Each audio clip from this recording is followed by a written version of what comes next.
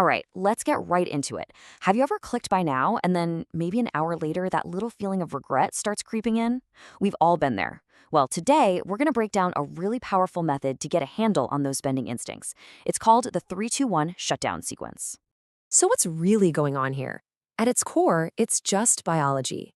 Our brains are literally hardwired to want rewards, and they want them now. That little thrill you get when you buy something new, that's a dopamine hit. And your brain, well, it's basically a comfort junkie that just can't get enough of it. And that's what makes impulse buying so hard to fight. The usual advice is to just fight that urge, right? Just have more willpower. But what if that's completely the wrong way to think about it? What if, instead of waging this constant war against our own brains, we could just create a system that works with our instincts to get better results? And that is exactly where the 3-2-1 shutdown sequence comes in. I want you to think of it less like a strict budget and more like a simple training routine for your brain. It's all about building new, smarter habits to deal with that urge to spend. It all breaks down into 3 super easy to remember parts. We've got number 3, which is the pause. Then we move on to number 2, the check. And we wrap it all up with number 1, the flow. So let's dig into what each of those actually means. All right, first up is the number 3. This is probably the most important first line of defense you have against an impulse buy, the 3-hour pause. That's it, just 3 hours. Now here's the aha moment for why this is so effective. That initial, intense urge to buy something, it's driven by the emotional, dopamine-hungry part of your brain. 3 hours, that's just enough time for that chemical rush to fade away.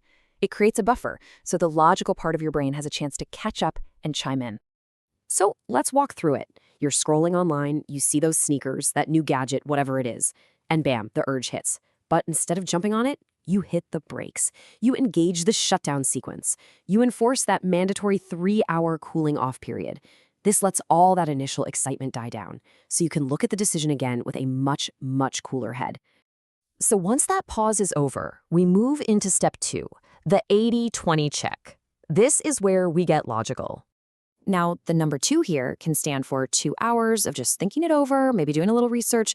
Look, you don't have to spend 2 full hours on it. That's not the point. The principle here is to dedicate some real, actual time to thinking about the purchase, instead of just reacting. During this check phase, you start asking the really important questions.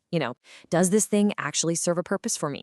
Does it line up with my bigger goals, like saving for that vacation or paying off some debt? Or is it just a fleeting want? This whole step is designed to shift your brain from "I want this now" to how does this serve me in the long run? And that really highlights the huge difference here, right? An impulse buy is all emotion.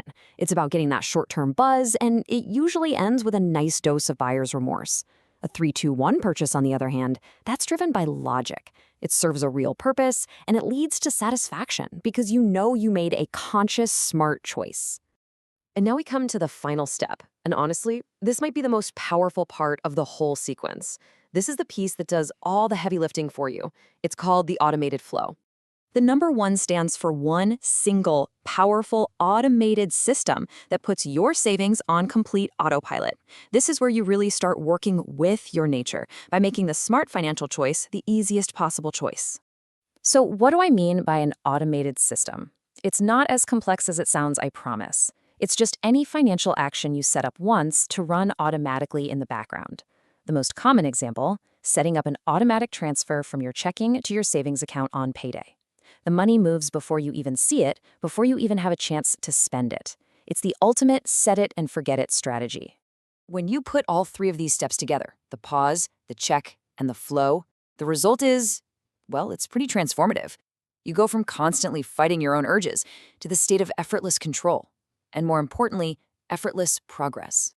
And this really gets to the whole point of it. The ultimate goal of the 3-2-1 sequence is to get your financial habits to a place where saving money becomes as natural and unconscious as breathing. It's just something that happens, not something you have to force. And that's the real payoff, isn't it? When you build a system that manages your impulses and automates your savings, you're building a foundation for your wealth that just grows. It grows in the background, working for you without you having to use up your willpower every single day. You are literally building wealth while you sleep. So let's boil it all down one last time. The key takeaways, just remember the countdown. 3, pause for 3 hours before any non-essential buy. 2, use that time to really check if it serves your long-term goals. And 1, set up one simple automated system to put your savings on autopilot.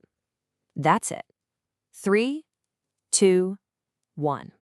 So there you have it. That's the whole framework. It's incredibly simple, but it is so powerful.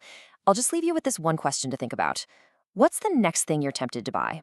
And what do you think would happen if you ran it through this sequence first?